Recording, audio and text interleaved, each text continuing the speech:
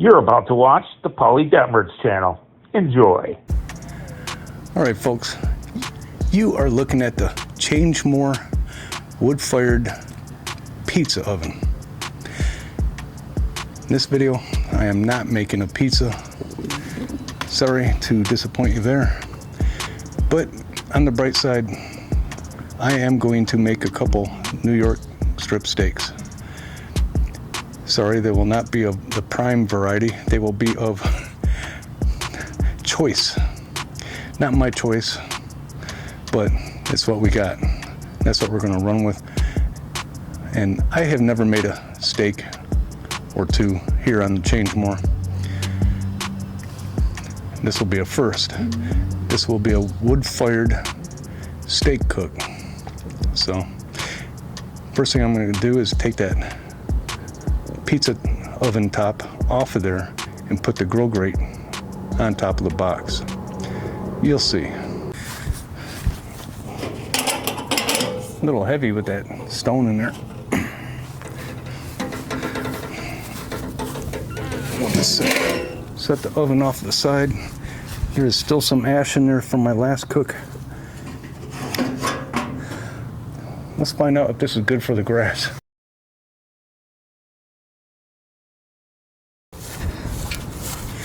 It is windy. That is not good. Now we're going to put this on the lowest level setting because we're going to put wood in there. As you can see here, could hang it up here, but I hung it down the lowest setting. There is no air control after this. Now this video I'm going to do a little kind of a theme, talking about the 70s and the 60s and 70s I should say. Because I remember those days. And back in those days, when you did outdoor cooking, it was totally different than it is today.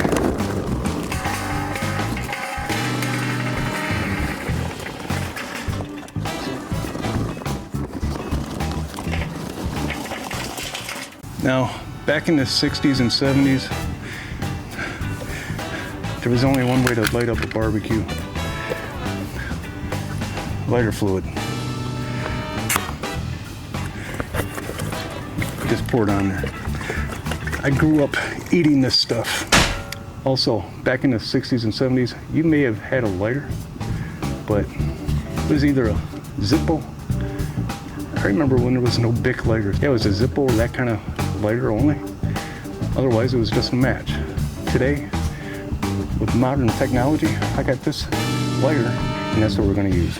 Let's fire it off. Fire in the hole. Throw some more on there, just like that. Hopefully it wouldn't blow up in your face. And it was always in a can, it wasn't in a plastic bottle.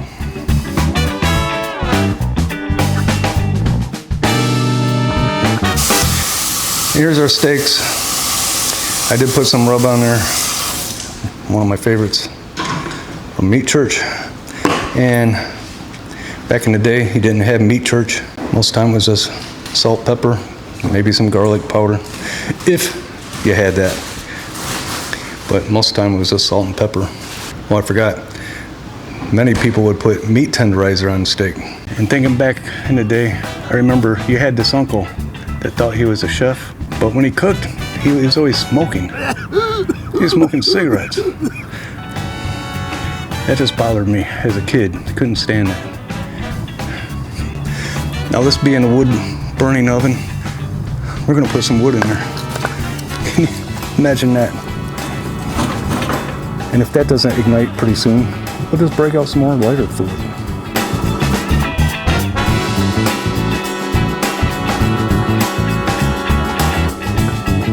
Lighter fluid does a trick every time. Another thing, I'm gonna say this now before I forget. It's not like today where the hair splitters and rocket scientists need to wrap it up in some whatever, butter or whatever, and let it rest. And I agree with doing that, but nothing like that today. Back in the day, it is from grate to plate every time. If I was cooking hamburgers or chicken back in the 60s and 70s, The grill grate will be covered with aluminum foil, just to have a little rip or tear in it to start a little fire, and everything would be like, hey, don't worry, it's okay. And someone would break out a squirt bottle and spray it with water. Then comes the moment the uncle ran out of the lighter fluid, but he did manage to get some paper in there with the last couple ounces of it. This symbolizes that cigarette that he was smoking, not really a lighter, but he would light it with the cigarette. True innovative thinking. I got to cool off with some Dr. Pepper Zero Sugar Blackberry. Now back in the day, excuse me, one moment. Back in the day, only Diet Pop you would find is Tab, or another one called something like Diet Right. Grandma would try to give that to us. We couldn't drink that stuff, but you know what? She made us drink it, if we opened the bottle at least. Diet Pop was terrible back in the day. Originally designed for diabetics in the 50s. This fire is burning pretty good right now. I don't know if I'm going to add any more on there. Probably not. Probably won't need to. Let's see how aggressive it gets once it gets into full burn mode. But what we will do is put the grill grate on. Oh, thermometer, you ask? 60s and 70s, I don't know what it was. Nobody used thermometers. They just cooked everything to an oblivion, to a char, to a black piece of stuff that kids couldn't eat. Trust me, I was one of those kids. And then your uncle, after you got done gnawing on that piece of hot dog or whatever, he'd ask you if you wanted another one.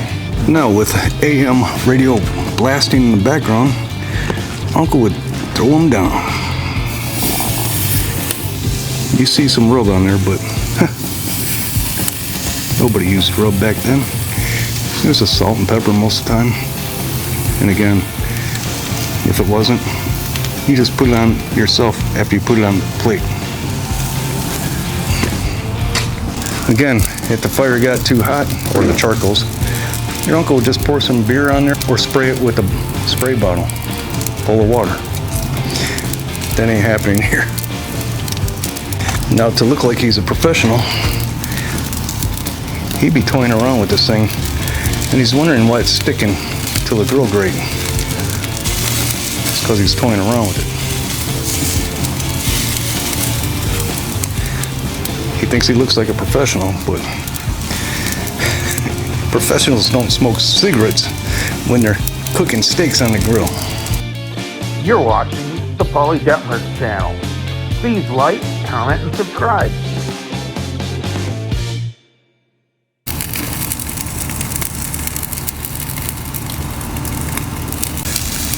Steaks are actually looking pretty good, but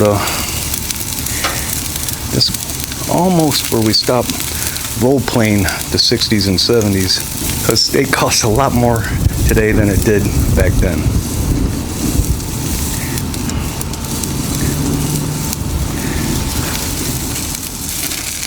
Right about now, this is when all the kids are told it's time to eat. They all start circling the table, and if it was a birthday, somebody had already stuck their finger in the birthday cake. Those are good old days. Yeah, we're not going to burn this thing to an oblivion like they did back then, that's for sure. They were fun times. But I'm telling you, crazy. Beautiful but cloudy day here in Foley, Alabama. Warm and humid. I think those steaks are just about done.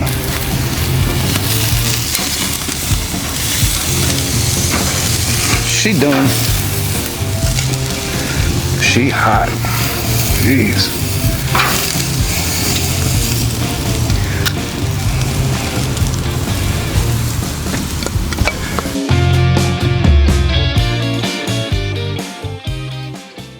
So here I am about to eat this steak meal, and Back in the day, I would probably have been sitting at the kiddie table. That's just the way it was. I wasn't that high of a ranking person as a kid in the family. So, still got my pop. Back in the day, it would have been a Dixie cup with a half can, which wasn't enough to choke down that overcooked steak or hot dog, whatever it was. On the plate, I got the steak. I got some baked beans, which was kind of 60s and 70s. Little Eddie made some mixed vegetables, Brussels sprout, broccoli, carrot, all the good stuff. But back in the day, it would also have featured some macaroni salad that nobody wanted to eat, and of course, being white people, potato chips. I can't eat potato chips with a steak, I'll tell you that. Let's see how this walk through memory lane steak is. Oh yeah, then all of a sudden you hear someone yell out, "Where's the steak sauce?" Well, here it is. It's not even the name brand stuff, but your aunt bought it at the local value bargain store. But that's all you had, and that's what we had to use.